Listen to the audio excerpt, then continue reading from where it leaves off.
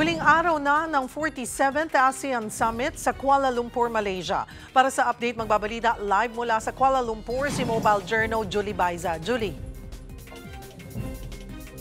Cheryl, ngayon nga ang huling araw ng 47th ASEAN Summit and related summits dito sa Kuala Lumpur, Malaysia. Ngayong araw, opisyal na ipapasa ng Malaysia sa Pilipinas ang chairmanship o pamumuno sa ASEAN sa susunod na taon. Pero bago yan, dumalo muna ang Pangulo sa ilang mahalagang pulong. Sumentro sa usapin ng West Philippine Sea ang mga pahayag ni Pangulong Marcos sa mga summit. Sa harap ni US President Donald Trump sa US-ASEAN Summit, binakbakan ng Pangulo ang nagpapatuloy na panggigipit, dangerous maneuvers at paggamit ng equipment para pigilan ang lehitimong aktibidad ng bansa sa West Philippine Sea.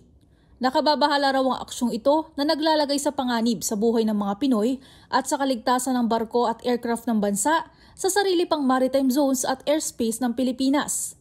Binanggit din niya ang paglalagay ng nature reserve sa Baho de Masinloc na malinaw na paglabag sa soberanya ng bansa at sa traditional fishing rights ng mga Pinoy sa ilalim ng 1982 UNCLOS at pinagtibay ng 2016 arbitral ruling.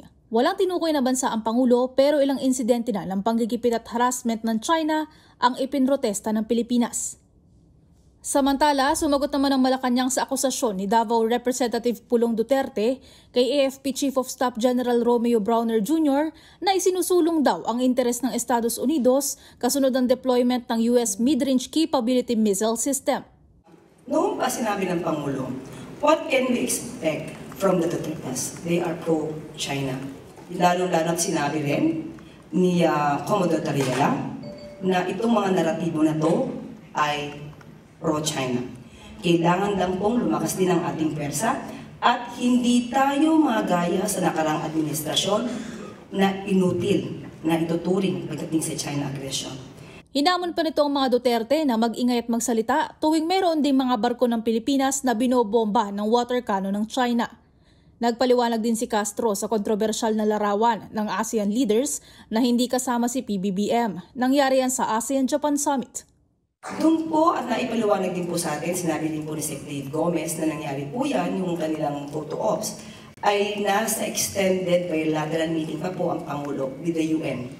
So, pero nakaatin po ang Pangulo sa nasabing okasyon sa nakasama po ang bansang Japan.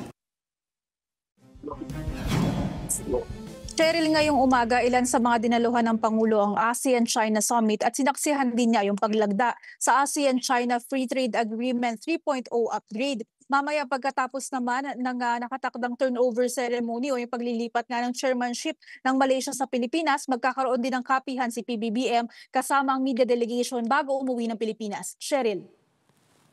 Julie, linawin rin natin yung naging statement ni Palace Press Officer Claire Castro tungkol dito sa presyo ng mga bilihin ngayong holiday season. May price freeze nga bang ipatutupad?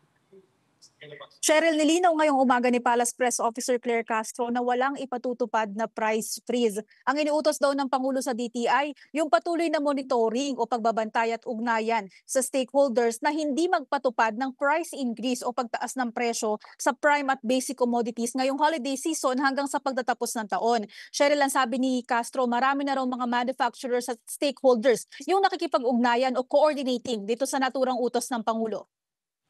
Maraming salamat, Mobile Journal Julie Baiza.